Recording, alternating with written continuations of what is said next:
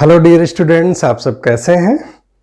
NCERT class 12th biology के 11 chapter जैव प्रौद्योगिकी सिद्धांत एवं प्रक्रम के भाग 2 में मैं डॉक्टर रमाशंकर पांडे, प्रवक्ता जीव विज्ञान, एच इंटर कॉलेज मुसाफिर खाना अमेठी, आप सबका स्वागत करता हूं। आज हम tools of recombinant DNA technology यानी कि पुनर्योगज डीएनए तकनीक के साधन के बारे में बात करेंगे। सबसे पहले रिस्ट्रिक्शन एंजाइम, जिसको प्रतिबंधन एंजाइम कहते हैं, इसकी चर्चा मैंने पिछले वीडियो में बहुत विस्तृत तरीके से किया है। करीब 230 जीवाणुओं से करीब 900 प्रकार के रिस्ट्रिक्शन एंडोन्यूक्लिएज एंजाइम प्राप्त किए जा चुके हैं, जिनका बहुत ही विविध तरीकों से उपयोग किया जाता है। वेक्टर्स क्या होते हैं, पहले इसको समझ लें। वेक्टर्स होते हैं जहां पर हम ज़्यादा इस्तेमाल करते हैं। फॉर एग्जाम्पल, जैसे ये बैक्टीरिया, यहां से हमने इसके प्लाज्मिड को निकाला और इस प्लाज्मिड में हमने अपना जीन ऑफ इंटरेस्ट मिलाया और फिर इसको इसमें ट्रांसफर कर दिया। जीन ऑफ इंटरेस्ट यहां पे मिलाया और इसको हमने इस रिकॉम्बिनेंट प्लाज्मिड को रिकॉम्बिनेंट डीएनए भी कह सकते हैं, इसको हमने फिर इस दूसरे वाले जीव यानी बैक्टीरिया में हमने ट्रांसफर कर दिया। तो ये जो काम है, ये प्लाज्मिड ये एज ए वेक्टर किस तरह का काम कर रहा है, वेक्टर यानी वाहक का काम कर रहा है। तो इस तरह से जो प्लाज्मिड्स होते हैं वे केवल बैक्टीरिया में पाए जाते हैं। खास बात यह होती है कि ये स्वतंत्र रूप से द्विगुणन करते हैं, बिना इसके अपने डीएनए के प्रभाव से स्वतंत्र रूप से द्विगुणन भी करते हैं। तो इस तरह के वेक्टर्स को प्राप्त करना एक कठिन समस्या थी। तो सबसे पहले इस समस्या को दूर करने के लिए 1977 में PBR 322 का निर्माण किया गया। इसका नामकरण यह क्यों पड़ा? P मतलब प्लाज्मिड, बॉलिवर रॉड्रिग्स ये वैज्ञानिक का नाम है जिन्होंने बनाया था, और जिस क्रमांक का ये प्लाज्मिड है उस क्रमांक का नाम है 322। तो PBR 322 का निर्माण किया गया आर्टिफिशियली। ध्यान रहे कि यह प्राकृतिक नहीं होता। तो आइए देखें इसके स्ट्रक्चर के बारे में कि इसकी संरचना कैसे होती है। यह जरूरी है कि एक ही रिकॉग्निशन साइट होना चाहिए, एक रिस्ट्रिक्शन एंजाइम के लिए एक ही पहचान चिन्ह होना चाहिए, और कई रिकॉग्निशन साइट होना चाहिए कई अलग अलग रिस्ट्रिक्शन एंजाइम्स के लिए। ये यहाँ पर कंफर्म हो ले। अब PBR 322 के स्ट्रक्चर के बारे में बात करें कि यहाँ पर 2 एंटीबायोटिक के लिए यहाँ पर साइट्स हैं, जीन्स हैं। एक है टेट्रासाइक्लिन के लिए और दूसरा है एम्फिसिलिन के लिए। कहने का मतलब, अगर इस वेक्टर को, इस प्लाज्मिड को हम टेट्रासाइक्लिन के संपर्क में लाएं तो यह नष्ट नहीं होगा। क्यों? क्योंकि टेट्रासाइक्लिन रेजिस्टेंट जीन इसके पास है, टेट्रासाइक्लिन से बचाव करने वाला जीन इसके पास है। इसी तरह अगर इसी वेक्टर को हम एम्फिसिलिन में लेके रखते हैं, एम्फिसिलिन, टेट्रासाइक्लिन, क्लोराम्फेनिकॉल, ठीक है, ये सारी चीजें क्या हैं? एंटीबायोटिक्स हैं। जो ओरिजिनल ये एस्चेरिचिया कोलाई होता है उसमें कोई भी एंटीबायोटिक रेजिस्टेंट जीन नहीं होता। ये अब देखिए इसको कैसे हम याद करें। एक तरफ टेट्रासाइक्लिन का है, इसको BAM H1-Cell1 PBU1 PST1 कैसे याद करें? जैसे इसको हम याद कर सकते हैं टेट्रासाइक्लिन का बंसल, बैमसल, दोनों में 1 है, H1-1। इसको हम याद करें एम्फिसिलिन में, यहाँ पर P है, यहाँ भी P है, यहाँ भी P है। इसका लास्ट एम्फिसिलिन में P है, इसके शुरुआत में P है। PVU फर्स्ट, U भी थोड़ा उल्टा कर दें, और PST यानी प्रभाशंकर तिवारी आप याद कर सकते हैं, किसी किसी का नाम भी होगा आप में से भी, तो ये फर्स्ट हो गया। तो रेप्लिकेशन की शुरुआत यहीं से होती है। ऑरिजिन ऑफ रेप्लिकेशन, जिसको ओरी बोलते हैं, प्रतिकृतियन की उत्पत्ति, यहीं से रेप्लिकेशन की शुरुआत होती है और इस तरह से एक तरफ से बन के पूरा सर्कल तैयार होता है, फिर एक इसकी कॉपी बन जाती है। आरओपी जो होता है ये इस रेप्लिकेशन में कुछ प्रोटीन्स की आवश्यकता होती है, कुछ इसेंशियल प्रोटीन्स की ज़रूरत होती है, उसका निर्माण ये जीन करता है, आरओपी। और इसका जो ये आइडेंटिफिकेशन साइट है PBU सेकेंड, ध्यान रहे यहाँ PBU फर्स्ट है और ये PBU सेकेंड है, याद रखिएगा, ध्यान रखिएगा। और यहाँ पर एक ही साथ ये 3 रिस्ट्रिक्शन एंडोन्यूक्लियस के साइट्स हैं, रिकॉग्निशन साइट्स हैं, ECH, EC और H, इस तरह हो जाएगा। तो ईचक दाना, ईचक दाना, ईचक दाना, दाने ऊपर दाना, ईचक दाना। मान लीजिए कि हमने इस बैम H1 से कट किया यहाँ पे, और इसी स्थान पर हमने जीन ऑफ इंटरेस्ट को डाल दिया यहाँ पे। ध्यान रहे ये जो ब्लू कलर का है यहाँ पे हमारा जीन ऑफ इंटरेस्ट आ गया, GOI, यानी कि जीन ऑफ इंटरेस्ट, यानी कि जिस जीन्स को हम चाहते हैं वो यहाँ पर आ गया। अब यहाँ पर ध्यान देने वाली बात है कि अगर हम टेट्रासाइक्लिन के इस जीन को तोड़कर अगर अपना जीन स्थापित कर देते हैं तो क्या टेट्रासाइक्लिन का जीन सुरक्षित है? आंसर है नहीं।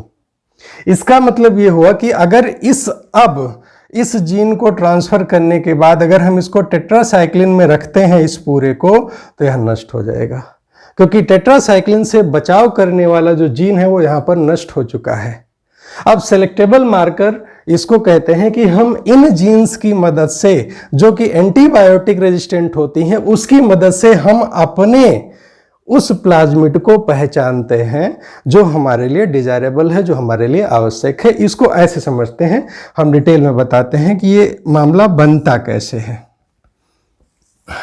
देखिए, सपोज करिए कि हमें ये जो हमारा प्लाज्मिड है इसको हमने ट्रांसफर किया किसमें? बैक्टीरिया में। यानी देखिए यहाँ पर 3 कंडीशंस बनती हैं, 1, 2 और 3। एक जो पहली कंडीशन है इसमें एम्फिसिलिन रेजिस्टेंट जीन्स है और साथ में हमारा ये जो जीन ऑफ इंटरेस्ट है वो गया है, ध्यान रहे।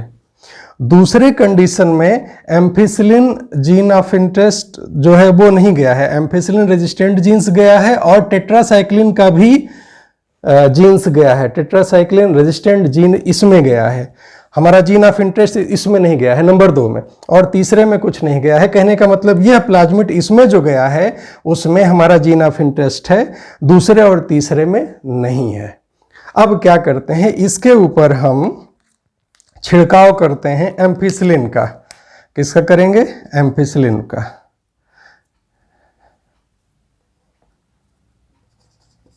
इसका हमने छिड़काव कर दिया, इसमें डाल दिया, तो क्या होगा? हम देखते हैं कि इसका एम्फिसिलिन से बचाव करने वाले यहाँ पर दोनों बैक्टीरिया के पास एम्फिसिलिन रेजिस्टेंट जीन्स हैं।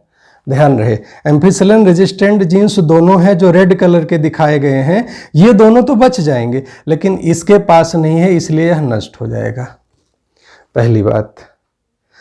अब 3 टाइप हमको मिले, 3 में से 1 से हमने छुटकारा पा लिया और अभी 2 हमारे बाकी हैं। 2 में से हमको ये देखना है कि कौन हमारे मतलब का है, जीन ऑफ इंटरेस्ट किस में है। चूंकि ये माइक्रोस्कोपिक होते हैं, दिखाई नहीं पड़ते, तो हम कैसे जानेंगे कि हमारा जो जीन ऑफ इंटरेस्ट है वो 1 में है या 2 में है? तो क्या करेंगे कि इसको ये जो तीसरे नंबर का है ये खत्म हो गया, क्योंकि एम्फिसिलिन रेजिस्टेंट जीन्स इसमें नहीं है और एम्फिसिलिन एंटीबायोटिक का छिड़काव करते ही ये खत्म हो जाता है। ये बचे दोनों, क्योंकि इसमें एम्फिसिलिन रेजिस्टेंट जीन्स हैं, इसलिए दोनों बच गए। लेकिन अभी हम यह नहीं जान पा रहे हैं कि जो हमारा जीन ऑफ इंटरेस्ट है वो इन दोनों में किस में है। हम क्या करते हैं, एक कपड़े की मदद से बड़ी सावधानी के साथ इसको हल्का सा लेके और दूसरे में हम ट्रांसफर कर देते हैं। दूसरे स्थान पर ले जाने के बाद इसके कल्चर में हम किसका छिड़काव करेंगे? टेट्रासाइक्लिन का। तो ध्यान रहे कि अब चूंकि जिसमें हमारा जीन ऑफ इंटरेस्ट है उसमें टेट्रासाइक्लिन रेजिस्टेंट जीन्स नष्ट हो चुका है, उसी स्थान पर हमने अपना जीन ऑफ इंटरेस्ट डाला था, इसलिए जिसमें जीन ऑफ इंटरेस्ट होगा वो टेट्रासाइक्लिन को बर्दाश्त नहीं कर पाएगा। क्यों? क्योंकि इससे बचाव का जो रेजिस्टेंट जीन है वो इसमें नष्ट हो चुका है, उसकी जगह पर हमारा अपना जीन आ चुका है टेट्रासाइक्लिन वाले जगह पे, तो ये नष्ट हो जाएगा।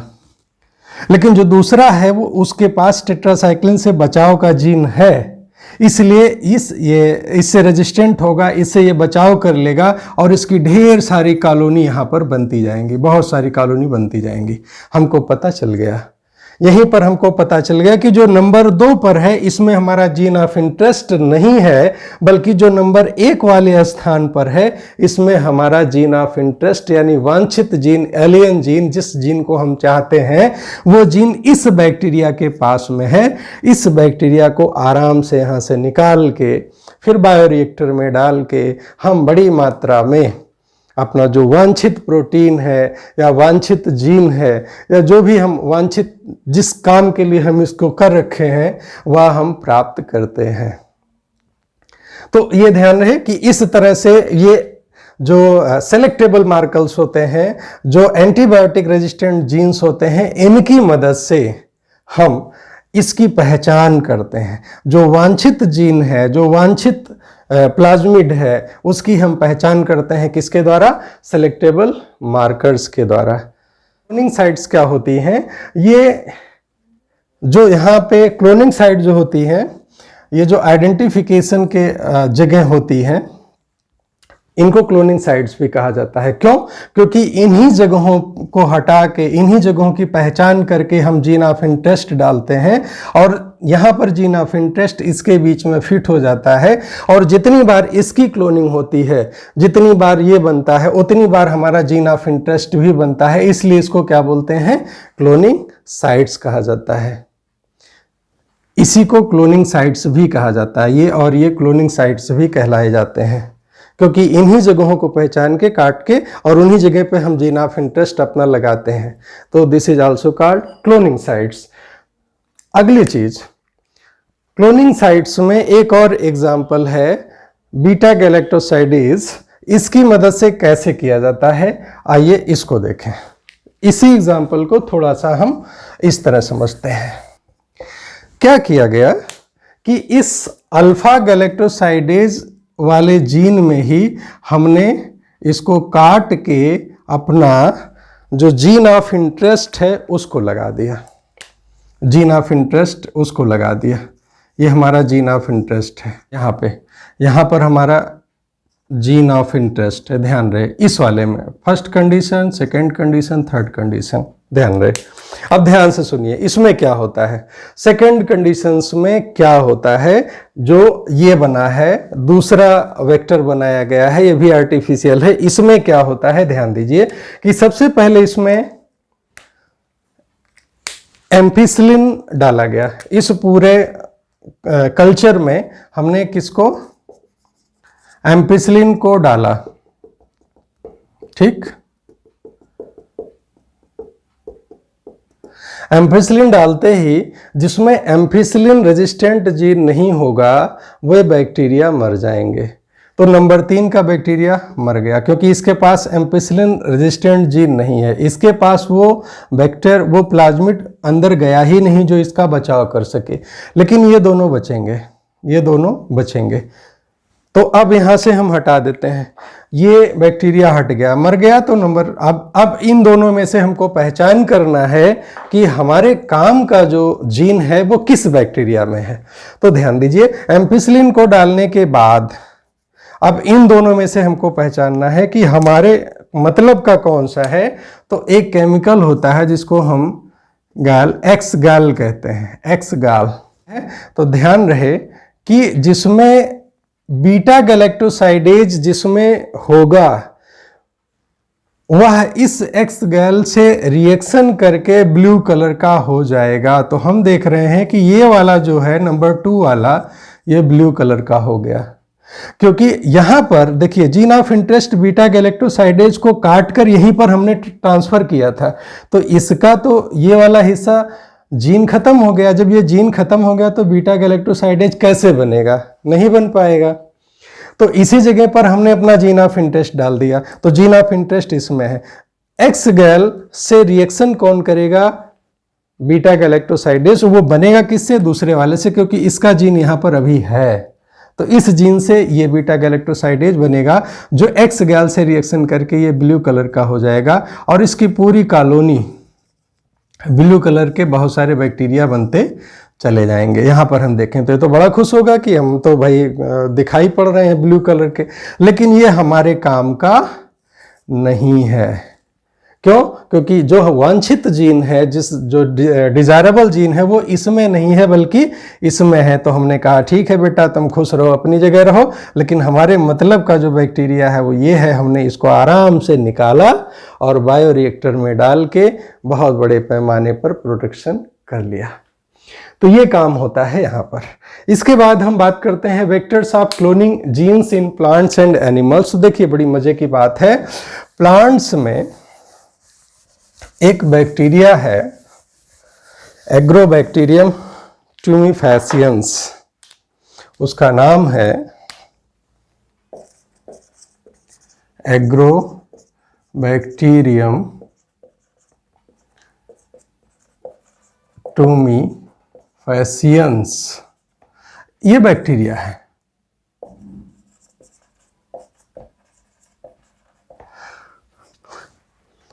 इन्फेक्ट करता है डाइकाट को, और जिसके कारण जो बीमारी होती है ये क्राउन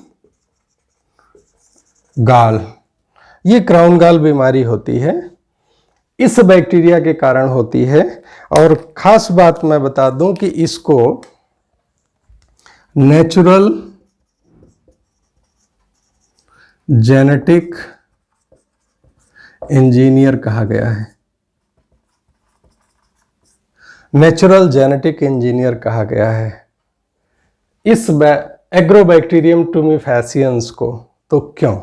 आइए देखिए, इसको यह सम्मान क्यों मिला है। देखिए बड़े मजे की बात है, बहुत ही अच्छा एग्जाम्पल है। और यहाँ पर हम एक डाइकाट लीफ लेते हैं। डाइकाट में रेटिकुलेट वेनेशन होता है, आपको पता होगा। तो इसमें क्या करता है कि ये जो बैक्टीरिया है एग्रोबैक्टीरियम ट्यूमिफेसियंस, यह अपना प्लाज्मिड, ध्यान रहे, जिसमें एक इसका खास जीन होता है जिसको TI जीन बोलते हैं। इस प्लाज्मिड में ट्यूमर इंड्यूसिंग जीन, ट्यूमर बनाने, गांठ बनाने वाला जीन होता है, इस प्लाज्मिड को ट्रांसफर करता है यहाँ। तो यहाँ जब ये पहुंच गया तो इसके साथ ये जीन भी पहुंच गया, जिस जीन को ये पहुंचाना चाहता है, TI जीन, इसी के साथ पहुंच गया। और इस प्लांट की सेल से, जैसे मान लेते हैं ये सेल है और ये इसका न्यूक्लियस है, और इसके न्यूक्लियस में जाके यह जो जीन है TI जीन, ये इसके DNA में इंसर्ट हो जाता है, घुस जाता है। एक चीज मैं और बता दूं कि ये इंसर्ट करके, जैसे पीछे हमने बताया था, बीटा गैलेक्टोसाइडेज को तोड़कर हम जीन ऑफ इंटरेस्ट डालते हैं। इस प्रक्रिया को इंसर्शन इनएक्टिवेशन कहते हैं। इंसर्शन इनएक्टिवेशन अर्थात हम उस जीन को नष्ट करके अपना जीन डालते हैं, इसी को इंसर्शन इनएक्टिवेशन कहते हैं। तो यहाँ पर क्या हुआ कि ये जो जीन है इस प्लांट सेल के इस DNA से जाके जुड़ गया, और इससे जुड़ने के बाद इसने गांठ बना ली। क्या बना ली? गांठ बना ली, पूरा गांठ बना ली, इस तरह से गांठ बना ली। और इस गांठ से जो केमिकल निकलता है वो इसके लिए बड़ा फेवरेबल कंडीशन उत्पन्न करता है। यूं समझिए कि इसके यहाँ जाने से पहले ही इसका पूरा साम्राज्य स्थापित कर देता है। प्रत्येक कोशिका इसके कहने में आ जाती है। किसके? एग्रोबैक्टीरियम ट्यूमिफेसियंस के कहने में आ जाती है। कितनी इंटरेस्टिंग बात है कि यह अपना इस प्लाज्मिड से अपना जीन भेजकर इस प्लांट में ट्यूमर उत्पन्न करता है, और उस ट्यूमर से उत्पन्न केमिकल इसके लिए आवश्यक होता है, इसके लिए फेवरेबल कंडीशन उत्पन्न करता है, और यहाँ पर यह अपना पूरा राज्य स्थापित कर लेता है। इस बात को जब वैज्ञानिकों ने जाना और समझा तो उन्होंने अपने फायदे के लिए यह काम कर लिया। क्या किया? उन्होंने इस टीआई यानी कि इस जीन को काटकर अपने इंटरेस्ट का जीन ट्रांसफर कर दिया। अपना जो जीन चाहते हैं उस जीन को यहाँ पर ट्रांसफर कर दिया। अब इसका जो टीआई जीन है वो नहीं गया। अब वो नहीं गया तो जाहिर है कि रोग भी उत्पन्न नहीं हुआ, और हम जो चीज चाहते हैं वह हमने पहुंचा दिया। और इस तरह से एक स्वस्थ जीन जिसको हम चाहते हैं, जो जीन ऑफ इंटरेस्ट है, GOI जीन ऑफ इंटरेस्ट है, वो हमारा जीन इस प्लांट में पहुंच गया। और अगर इनिशियल स्टेज में ये सेल्स में पहुंच जाता है प्लांट के, तो पूरे प्लांट की प्रत्येक कोशिका में यह जीन ऑफ इंटरेस्ट होगा, और जिस वांछित लक्षण को हम चाहते हैं वह लक्षण हमें इस पौधे में दिखाई देगा। तो इस प्रकार vectors for cloning genes in plants होता है। एनिमल्स में क्या होता है? ध्यान दीजिए, एनिमल्स में क्या होता है कि जो रेट्रोवायरस होते हैं, यानी कि ऐसे वायरस जिनका आनुवंशिक पदार्थ आरएनए होता है, ऐसे वायरस जिनका आनुवंशिक पदार्थ आरएनए होता है, तो ये कैसे काम करते हैं? इनका आनुवंशिक पदार्थ आरएनए होता है। ये जब सेल में पहुंचते हैं तो पहले डीएनए बनाते हैं, और ये जो डीएनए होता है ये जाके उस एनिमल सेल के डीएनए में लग जाता है। ये मान लीजिए डीएनए, ये इसका आरएनए होता है, आरएनए से ये डीएनए बनाता है, यही डीएनए जाके हमारे जो एनिमल सेल में है उसके क्रोमोसोम में जाके फिट हो जाता है, और ये फिर अपना काम कराता है। रेट्रोवायरस अपनी प्रोटीन बनवाता है, अपना आरएनए बनवाता है, अपने काम मतलब की चीज बनवाता है। वैज्ञानिकों ने जब इस बात को समझा और देखा तो उस वैज्ञानिकों ने इसका फायदा उठाया। क्या किया? रेट्रोवायरस के इस आरएनए को जो है वो अपने वांछित जीन से बदल दिया। इसमें दो तरीका होता है। जैसे वांछित जीन डीएनए होता है, हमने क्या किया कि डीएनए को आरएनए में भी कन्वर्ट करते हैं, उसका जो न्यूक्लियोटाइड का क्रम होता है डीएनए से आरएनए में कर दिया। अब इसी आरएनए को हमने इस रेट्रोवायरस की मदद से सीधे यहाँ पर ले आए और वही काम कराया, डीएनए में कन्वर्ट हुआ, और हम जो वांछित जीन चाहते हैं, हमारा जो रिक्वायर्ड जीन है, जीन ऑफ इंटरेस्ट है GOI, उसको हमने फिर यहाँ पर ट्रांसफर कर दिया। किसमें? एनिमल सेल में। इस तरह से हमने जिस जीन को हम चाहते हैं उस रेट्रोवायरस की मदद से हमने अपने इस एनिमल सेल में उस जीन को पहुंचा दिया। तो ये काम इस तरह होता है। तो अब ये बात करते हैं पौधों और जंतुओं में जीन क्लोनिंग है तो संवाहक का काम इस तरह होता है, एनिमल्स में रेट्रोवायरस की मदद से होता है। अब बात करते हैं competent host for transformation with recombinant DNA. सक्षम परपोषी आतिथ्य पुनर्योगज डीएनए के साथ रूपांतरण है। तो इसमें क्या किया जाता है?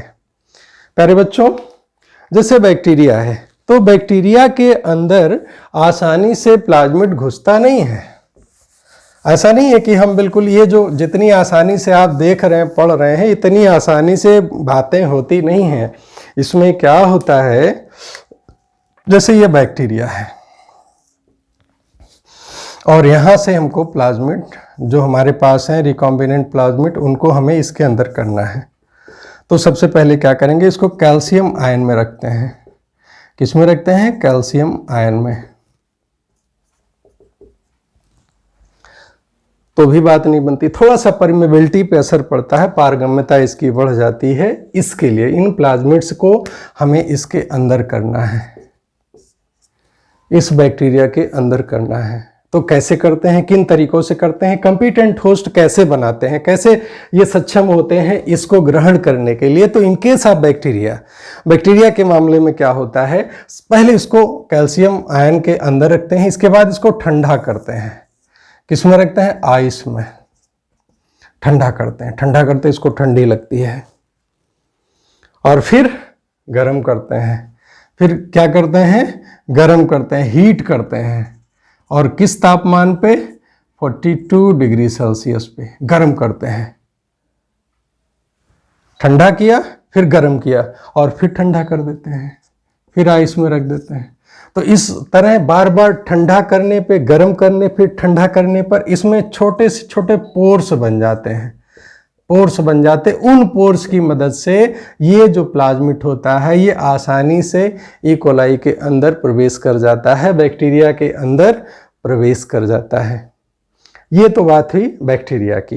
एनिमल सेल में क्या होता है? एनिमल सेल में जब अगर हमें डायरेक्ट इसको इंजेक्ट करना होता है, जो हमारा डिजायर्ड जीन होता है उसको इंजेक्ट करने के लिए सीधे माइक्रो इंजेक्शन एक माइक्रोस्कोपिक इंजेक्शन होता है, जिसकी मदद से हम सीधे उस सेल और सेल के अंदर जो न्यूक्लियस होता है वहां तक हम उसको पहुंचा देते हैं, अपने डिजायर्ड डीएनए को। ध्यान रहे कि जो ये बात तो प्लाज्मिड्स की बैक्टीरिया के लिए सही है, बट प्लाज्मिड्स हमारे एनिमल सेल और प्लांट सेल में नहीं बनते, वहाँ उनका विकास नहीं होता। तो ये प्लाज्मिड सेल केवल बैक्टीरिया के लिए ठीक है। तो एनिमल सेल में हम माइक्रो इंजेक्शन के द्वारा जो डिजायर्ड डीएनए है उसको हम पहुँचाते हैं। प्लांट्स में क्या करते हैं?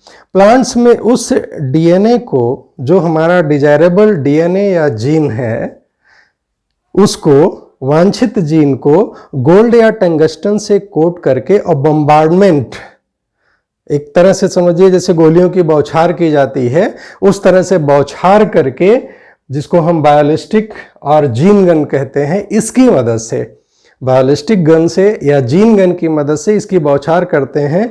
जीन जो कि कोटेड होता है गोल्ड या टंगस्टन से, और उसको हम सेल के भीतर पहुंचाते हैं। ये प्रक्रियाएं काफ़ी कठिन होती हैं, आसान नहीं होती, बट की जाती हैं और सफलता भी मिलती है। खास बात यह है कि अगर हमें एक भी सेल जो वांछित है, एक भी सेल अगर हमको मिल गई पूरी जैसे हम चाहते हैं, उसका एक का हम क्लोन करते हैं, उससे कई बनाते हैं, कई से फिर कई बनाते हैं। बस अगर एक का भी हमें चेंज मिल जाता है तो उस एक को हम बड़ी सावधानी से मल्टीप्लाई करते हैं, उसके ढेर सारी कॉपीज बनाते हैं, और उन कॉपीज का एक बल्क हमको तैयार मिलता है बायोटेक्नोलॉजी की मदद से। और हम जो डिजायर्ड लक्षण चाहते हैं, कैरेक्टर चाहते हैं या मटेरियल चाहते हैं, जो भी, वो हमको बड़ी मात्रा में प्राप्त होता है इन टूल्स की मदद से, इनकी सहायता से। बायोटेक्नोलॉजी के अगले भाग में बायोटेक्नोलॉजी के प्रोसेस क्या है, प्रक्रम क्या है, प्रक्रिया में स्टेप्स क्या हैं, किसके बाद कौन सी घटनाएं आती हैं और उन घटनाओं को कैसे संपादित किया जाता है, हम इसकी चर्चा करेंगे। तो प्यारे बच्चों, जल्दी ही मिलते हैं इसके अंतिम और तीसरे भाग के साथ। टेक केयर, थैंक यू, अपना ख्याल रखिएगा, all the best, thank you.